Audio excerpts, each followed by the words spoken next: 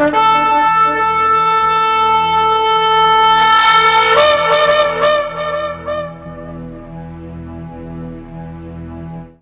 atah Yahweh Eloheinu melech haolam, asher kideshanu bemitzvotav vetzivanu, la'asok bedivrei Torah.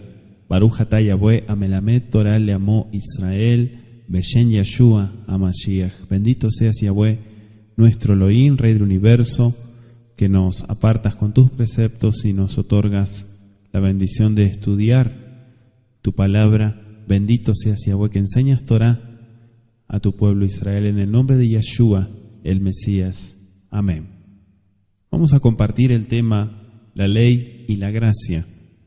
Seguramente usted ha escuchado muchas enseñanzas que ilustran al Antiguo Testamento, ¿sí?, el Antiguo Pacto, como algo negativo, donde se vivía bajo las leyes, donde no existía el favor del Creador, o tal vez sí, pero en realidad el énfasis que hacen es que el Nuevo Testamento se vive bajo la gracia. Bueno, tenemos que entender que la gracia, o el gen, como decimos en hebreo, que muchos lo traducen como misericordia, la gracia es un regalo inmerecido, es el favor del Creador hacia nosotros, aunque no lo merecemos. Y si miramos la Biblia, la gracia, en el pensamiento hebreo, es una de las cualidades divinas, es una de las características de nuestro Creador. Todo lo que ha hecho Él y que hace día tras día es en su gracia, es un acto de gracia. La misma creación fue un acto de gracia. El ser humano siempre ha estado protegido por la gracia del Eterno. Hay un versículo que demuestra la grandeza del Eterno. Dice: Elohim es misericordioso y clemente. Existe un pacto respecto a estos tres atributos de la misericordia divina, que cuando los israelitas la invocan, nunca serán denegadas sus plegarias. Este atributo de Elohim es eterno. Los justos, el arrepentido, el santo, siempre estarán ante la gracia del Creador. La Torá es la revelación de las instrucciones de Elohim, del Creador, o su voluntad divina, mejor dicho, con los hombres. Es la alianza perfecta entre el pueblo de Israel, su pueblo elegido, y el Eterno. Ahora, seguramente usted verá que en el judaísmo, los judíos ortodoxos afirman que Torá comprende esa ley escrita, pero también una ley oral. Muchos comentaristas y comentarios rabínicos también hablan de el Midrash, la halajá judía, y todos los grandes investigadores señalan que Yeshua fue un maestro fiel a la Torá, a su cultura, a su fe. Yeshua fue un Yehudí fiel a la Torá, que nunca se vio obligado a acomodar un concepto religioso al modo de vida occidental. Respecto a la Torá, Yeshua dijo: no piensen que yo he venido a abolir la ley, la Torá y los profetas. No he venido a abolir, yo he venido a dar cumplimiento. Sí, os lo aseguro, el cielo y la tierra pasarán antes que una letra tan pequeña de la Torá como la Yod, sin que todo se haya cumplido. Por lo tanto, el que quebrante uno de estos mandamientos menores y así los enseñe a los hombres será el menor en el reino de los cielos. Hago la aclaración que la expresión de Yeshua sobre el menor en el reino de los cielos quiere decir aquel que no tiene acceso al reino de los cielos. No es alguien que es de menor importancia. En cambio, el que los observe y los señale, ese será grande y llamado en el reino de los cielos. Mateo 5, versículos 17 al 20. Claro, por esta expresión podemos concluir que la Torá y los profetas conservan para Yeshua su validez como expresión de la voluntad del Creador. Los investigadores bíblicos comparten una opinión común, que algunos de los hechos relatados en los evangelios no ocurrieron y que más tarde fueron insertados por la tradición cristiana occidental para diferenciarse cada vez más de los judíos. Vemos cómo los evangelios, por un nuevo enfoque y mediante retoques o maquillajes posteriores, deforman la postura de Yeshua frente a la Torá, hasta el punto de resultar a veces irreconocible. No obstante, los evangelios, leídos a la óptica de su tiempo, conservan todavía de Yeshua la imagen de un judío fiel a las observancias de las leyes del Creador. El caso típico es cuando los discípulos son acusados de arrancar espigas en Shabbat. El relato más fiel al texto hebreo es de Lucas capítulo 6, versículos 1 al 5. Bueno, según la tradición farisaica, solo estaba permitido recoger espigas caídas y desgranarlas con los dedos. Según la opinión de Rabí Yehuda de Galilea, esto se podía hacer también con las manos. Bueno, el Mesías, como Galileo, también conservaba la tradición de su región.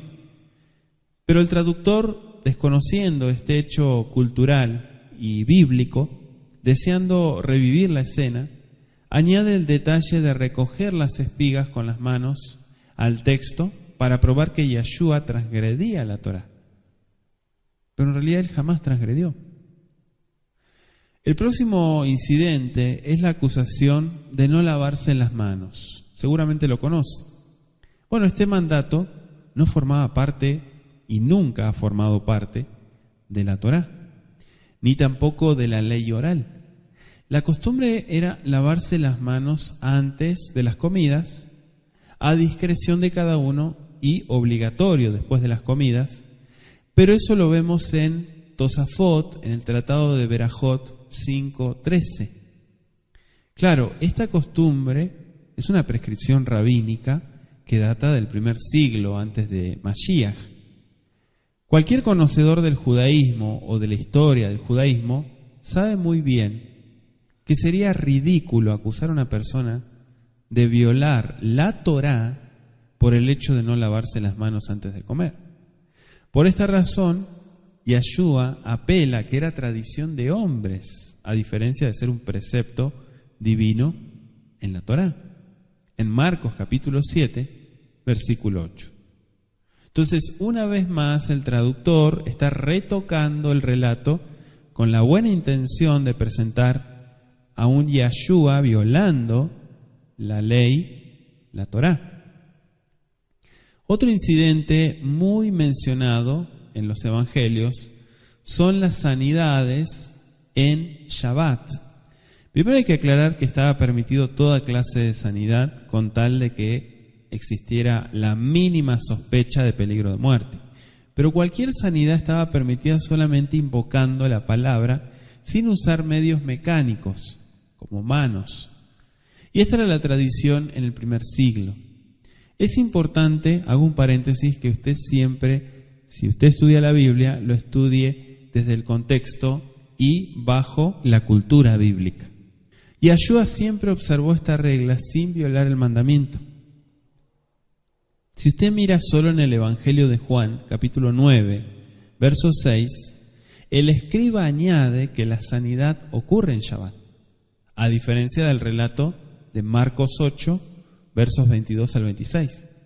Solamente para sacar de contexto a Yeshua y resaltar una vez más la diferencia entre los cristianos y los judíos.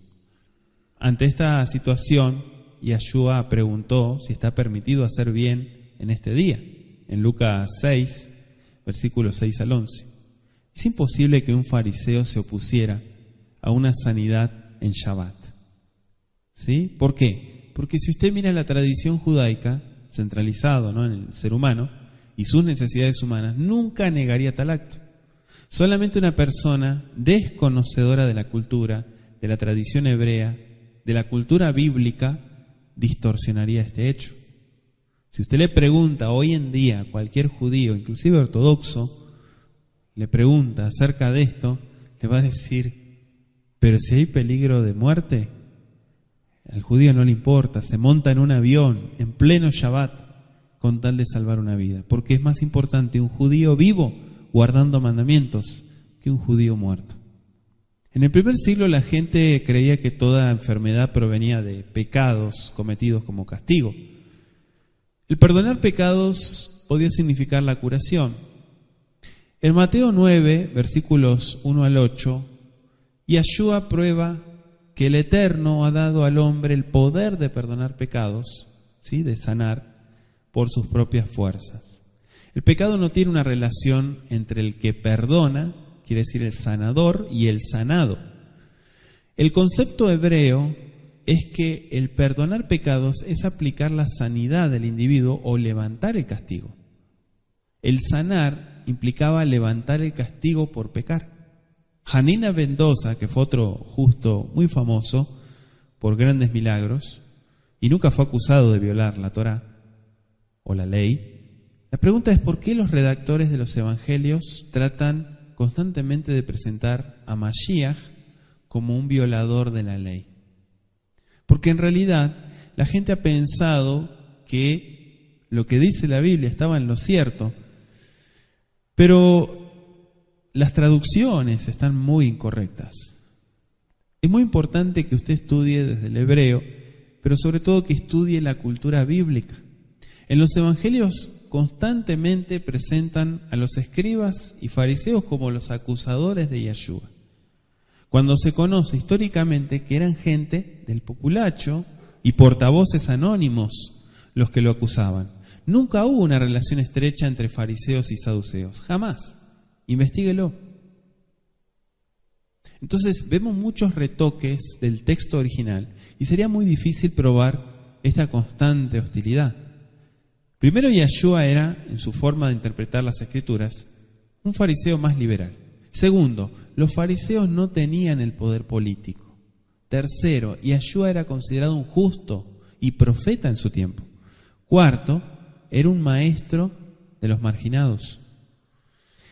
Si usted mira el redactor de Juan, incluye en el arresto de Yeshua a los fariseos en Juan 18:3, es muy posible que esto fuera añadido al relato original.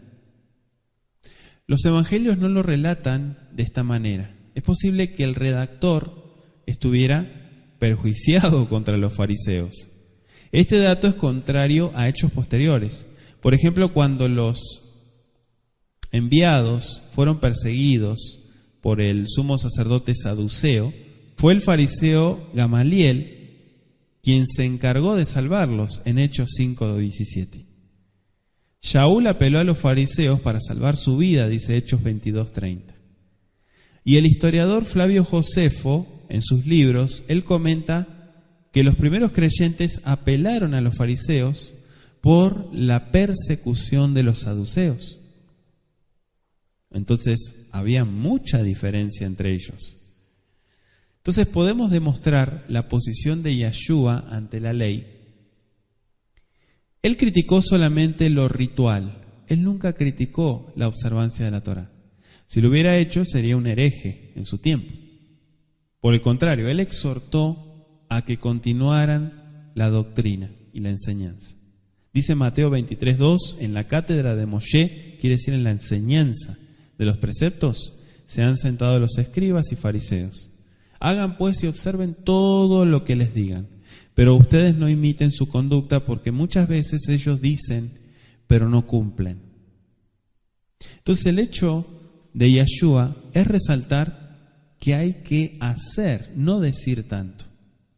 El eje central de su enseñanza fue el amor en las enseñanzas morales. Los mishpatim, obras de justicia, no una crítica a la Torá.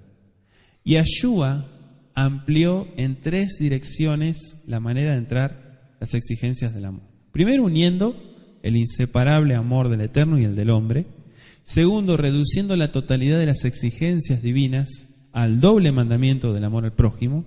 Y tercero, él extendió el término prójimo a toda persona, no a los de la misma fe, lo cual universaliza las exigencias del amor.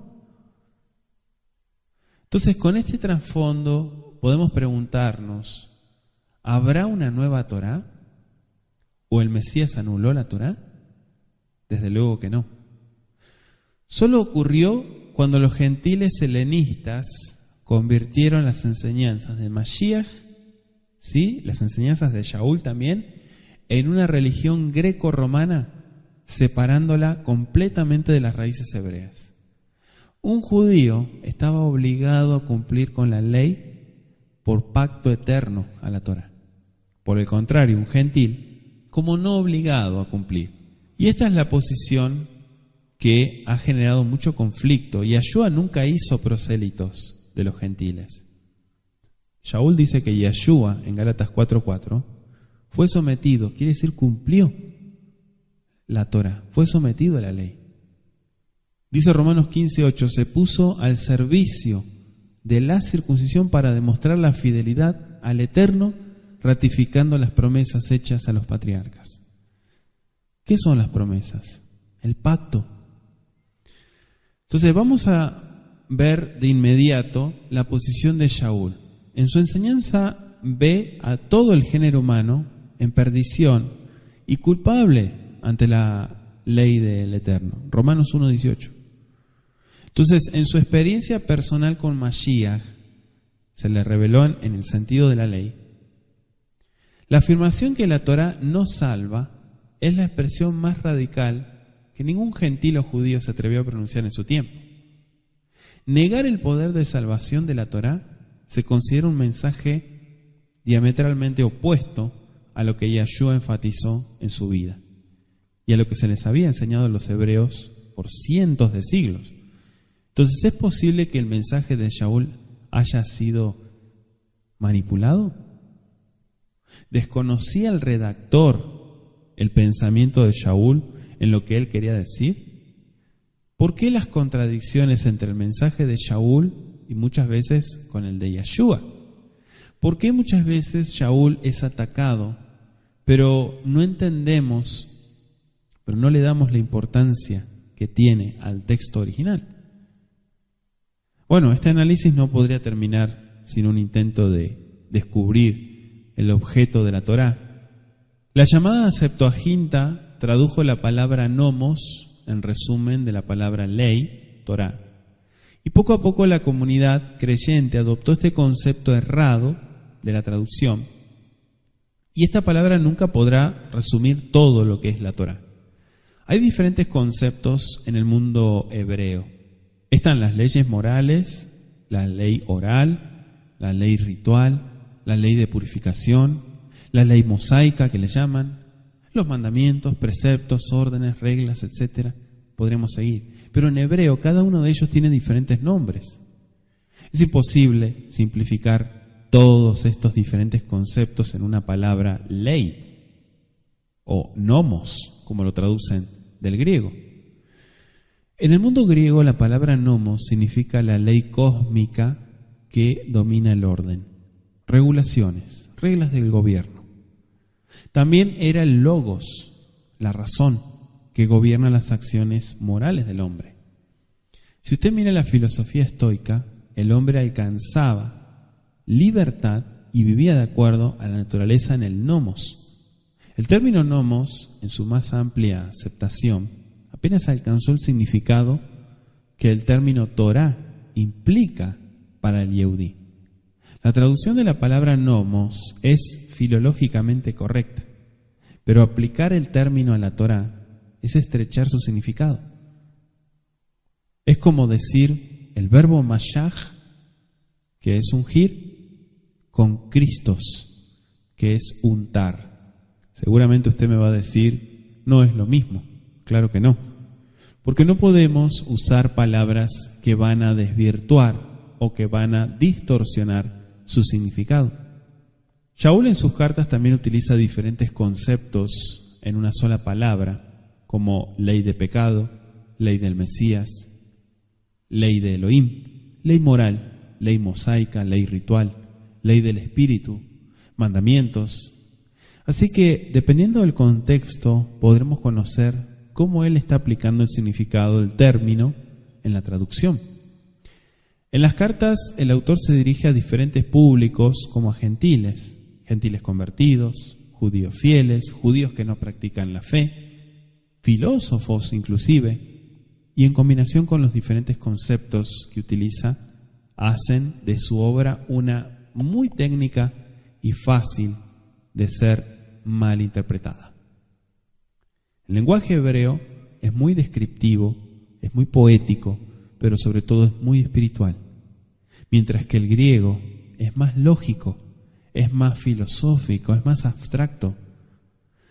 Como podemos ver, no hay traducción literal para conceptos hebreos como diestra, que es el poder, Torah, fe, mandamientos, atributos de Elohim, etc.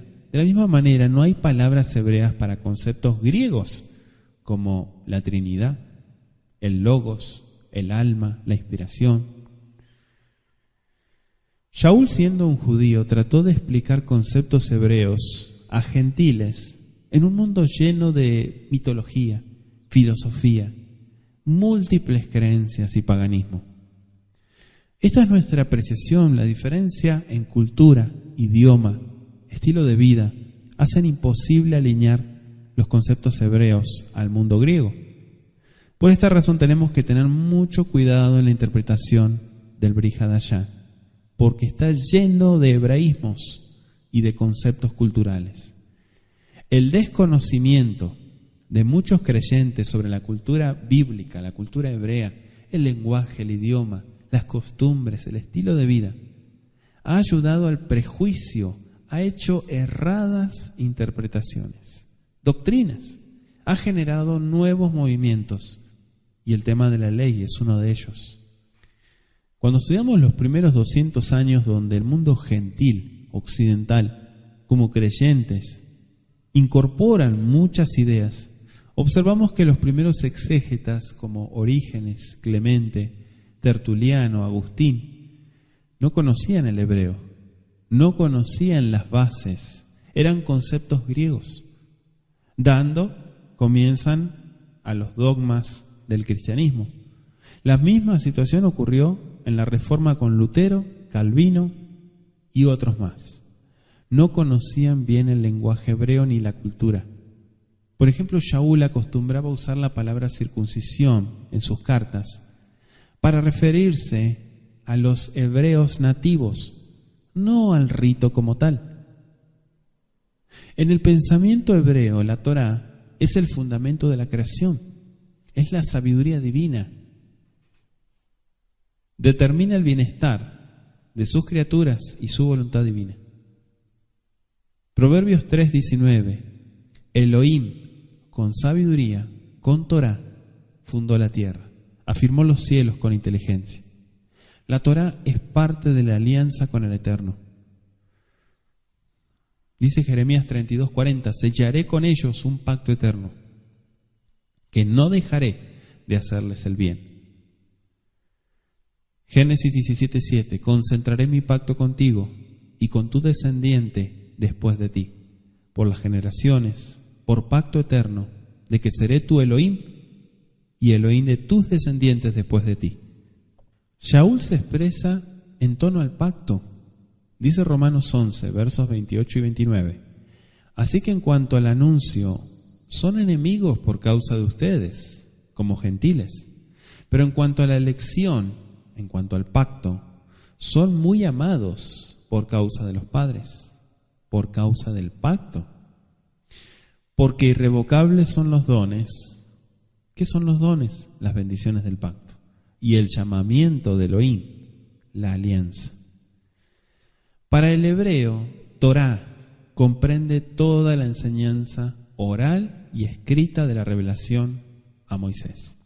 Incluye costumbres, estilo de vida, ley civil, código de conducta, práctica de la ética, dichos, etc. Torá expresa la voluntad de Elohim, el bien del ser humano, la libertad de vivir, promesas, vida, paz, salud, la relación de criaturas con la divinidad. Otra palabra, mishpat, significa la ética, la justicia, pero un estilo de vida sana, una moral, una conducta. Jukot es el ordenamiento, práctica, formas de hacer las cosas. Ritos, Hok literalmente significa ley, y son esas leyes tan complejas, donde estudiamos y muchas veces no encontramos un significado directo. Edot, que viene de la raíz ed, que es testigo. Edot son los testimonios, y son esas mitzvot testimoniales, externas podríamos decir, donde, como bien lo decimos, dan testimonio. Un ejemplo, el guardar el Shabbat, la vestimenta, las comidas, las fiestas, todo ellos son testimoniales. En resumen, estas son mitzvot. Pero es importante ver que también mishpat se utiliza para expresar la relación del pacto con Israel, los mandamientos éticos y morales de ese pacto. En el texto hebreo, el Eterno diferencia entre mandamientos, decretos y leyes. Dice Génesis 26:5, porque Abraham oyó mi voz y guardó mis preceptos, mis mandamientos, mis normas y mis leyes. Fíjese, Levítico 20:22, guarda pues todos mis preceptos y todas mis normas, pónganlos por obra. Levítico 26:46, estos son los decretos, órdenes y leyes que el Creador estableció entre él y los israelitas en el monte Sinaí por medio de Moisés. Es imposible resumir los diferentes conceptos hebreos en una palabra como nomos. Y aquí radica el problema para tratar de entender la posición de Shaul sobre la Torá en sus cartas. ¿Qué quiso decir Shaul? Discutimos uno de los primeros errores de traducción. Romanos 6:14, no estamos bajo la ley, sino bajo la gracia. Claro, la interpretación cristiana enseña que se refiere a la Torá. En todo el capítulo el autor está describiendo lo que es pecado. Y aquí se refiere a la ley del pecado, que no tiene potestad en la gracia. Fue la separación entre la comunidad primitiva y la influencia helenista greco-romana la que se encargó de distorsionar los conceptos hebreos. Y ahí nacieron los famosos dogmas del cristianismo. Para el cristianismo, Torá es solamente un sistema legal, pero no es así. Colosenses 2:14 dice anulando el acta de los decretos. ¿Qué son decretos? Dogmas que había contra nosotros, que nos era contraria, quitándola del medio y clavándola en el madero. Claro, la traducción del griego de decretos es la palabra dogma, que son prácticas paganas, no ley, como se interpreta en la cristiandad. Romanos 10:4 dice porque el fin, telos, en griego, de la ley es el Mesías, para justificación a todo el que cree. La palabra griega telos no significa final, significa propósito, objetivo, una meta para completar algo. Cuando a usted le dicen con qué fin usted está haciendo eso, con qué objetivo, con qué propósito. Ahora, en otras versiones dice porque la finalidad de la ley es que cada uno esté en el Mesías para justificación a todo el que cree. Otro dice para que redimiese a los que estaban bajo nomos. Gálatas 4:5. El versículo se refiere a la ley del pecado, jamás se está refiriendo a la Torá, a los que están sujetos a la Torá, o a los obedientes, en otras palabras. Y le voy a leer 1 Corintios 9, versos 20 y 21. A los que están sujetos a la ley, Torá, aunque yo no esté sujeto a la ley, ley del Mesías, como sujeto a la ley, Torá.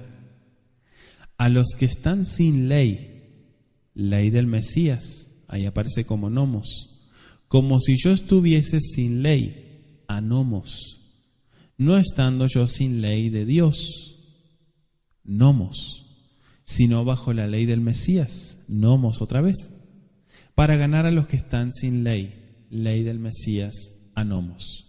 ¿Se da cuenta cómo han distorsionado? Aquí Shaul utiliza 3 diferentes conceptos para explicar la relación entre la ley del Eterno, que es la Torá, la ley del Mesías. Él está sujeto a la Torá, pero por amor al gentil acepta la ley del Mesías para ser ejemplo en la salvación de ellos. Shaul no enseña que está sustituyendo la ley del Mesías por la Torá. No. En la historia hebrea usted va a ver que el judaísmo nunca ha pretendido convertir gentiles o hacer prosélitos. Y una vez un judío le dijo a un gentil que quería ser judío, que quería convertirse, le dijo: tienes que estar dispuesto a 3 cosas: aceptar ser despreciado por todos, ser errante y estar dispuesto a morir en cualquier momento. Shaul muchas veces criticó a los que hacían prosélitos, a los que manipulaban con un concepto religioso. Shaul jamás se identificó como cristiano. Dice la Escritura en Romanos 9, versos 4 al 6, los que son mis parientes según la carne, que son los israelitas, de los cuales son la adopción, la gloria, el pacto, la promulgación de la ley, el culto a las promesas, de quienes son los patriarcas, de los cuales según la carne vino el Mesías. O sea, él se identifica con los patriarcas, con los padres, con el pacto, con la Torá, todo el fundamento bíblico. Shaul continuó siendo fiel a la fe hebrea. Él no se volvió cristiano. Dice Hechos 25:8, alegando Shaul en su defensa: ni contra la Torá de los judíos, ni contra el templo, ni contra César he pecado en nada. Aquí menciona el fundamento en la vida del hebreo en el primer siglo, la Torá y el templo. Shaul continuó su vida de hebreo, yendo a la sinagoga, observando las fiestas, comiendo los alimentos permitidos, haciendo actos de justicia, guardando Shabbat, etc. Shaul ordenó a Timoteo circuncidarse en Hechos 16:3. Y el mismo Shaul escribe en Romanos 2:13, porque no los oidores de la ley son justos, sino los cumplidores de la ley. Esos serán justificados. Dice Romanos 2:26, y si el incircunciso, ¿quién es el incircunciso? El gentil, guarda los requisitos de la ley, ¿no serán tenidos por circuncidados como si fueran judíos? Romanos 3:28. Así concluimos que el hombre es justificado por fe. ¿Qué es fe? Es emuná, es fidelidad, es hacer la voluntad del Eterno. Sin las obras de la ley. En el texto original se refiere a los rituales de las religiones. Romanos 3:28. En Romanos 3:31 se reafirma en la inmutabilidad de la Torá. Romanos 3:31. Luego anulamos la ley por la fe. No, de ninguna manera, al contrario, vamos a confirmar la ley. Primera de Corintios 7, versos 18 y 19. La circuncisión, quiere decir hacer prosélitos, no sirve de nada. La incircuncisión, el gentil, nada es. Lo que vale es guardar los mandamientos de Elohim. Fíjese qué simple. ¿Y por qué han puesto tanto maquillaje en las enseñanzas de Shaul? El hebreo está obligado a guardar toda la Torá. Dice Romanos 3:30, porque hay un solo Elohim que justifica por la fe a los circuncidados como a los incircuncisos. ¿Qué quiere decir? A los nativos como a los que vienen. Incircuncisos es un sinónimo, es un elemento metafórico para referirse a los gentiles. Los gentiles están injertados al olivo natural, a Israel.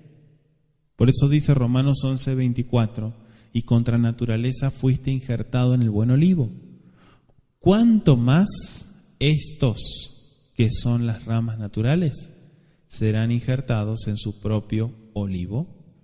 Fíjese que hay un solo pueblo, los hijos por la fe en Abraham, que es un elemento metafórico para referirse a los hijos adoptivos, a los gentiles, porque Abraham fue un gentil, y los hijos de Moisés, que son los hijos naturales. Por último, deseo presentar lo que es la Torá para Shaul: justa, buena, sagrada, santa, Romanos 7:12. Primera de Timoteo 1:8. Válida, Romanos 3:31, ya lo hemos leído. Es dada por el Eterno, Romanos 3:2. Es espiritual, Romanos 7:14. Es útil para enseñar, Primera de Timoteo 4:13. Pero también es inspirada por Elohim, Segunda de Timoteo 3:16. Y ordenó cumplirla, Efesios 6, verso 1 al 3. Entonces, indiscutiblemente, todo esto que le acabo de compartir son las palabras de Shaul. Primero, hemos desjudaizado a Yeshua en sus vivencias históricas y luego distorsionado el mensaje de Shaul por el sectarismo y por toda la tradición histórica. El rey David fue inspirado y le dedicó a la Torá el Salmo 119, el más extenso, con 176 versículos. ¿Qué le parece? Este salmo es impresionante por la profundidad de los pensamientos del autor y su estilo sublime de redactar sus sentimientos. Y le animo a que lo lea.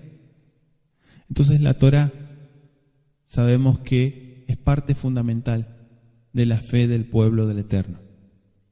Ahora podemos entender un poco mejor la posición de Yeshua, la posición y la enseñanza de Shaul, entendiendo lo que para la fe hebrea representa la Torá, la columna de vida y parte integral de la cultura bíblica. Recordemos que el fundamento de las traducciones vienen del texto hebreo, de un original.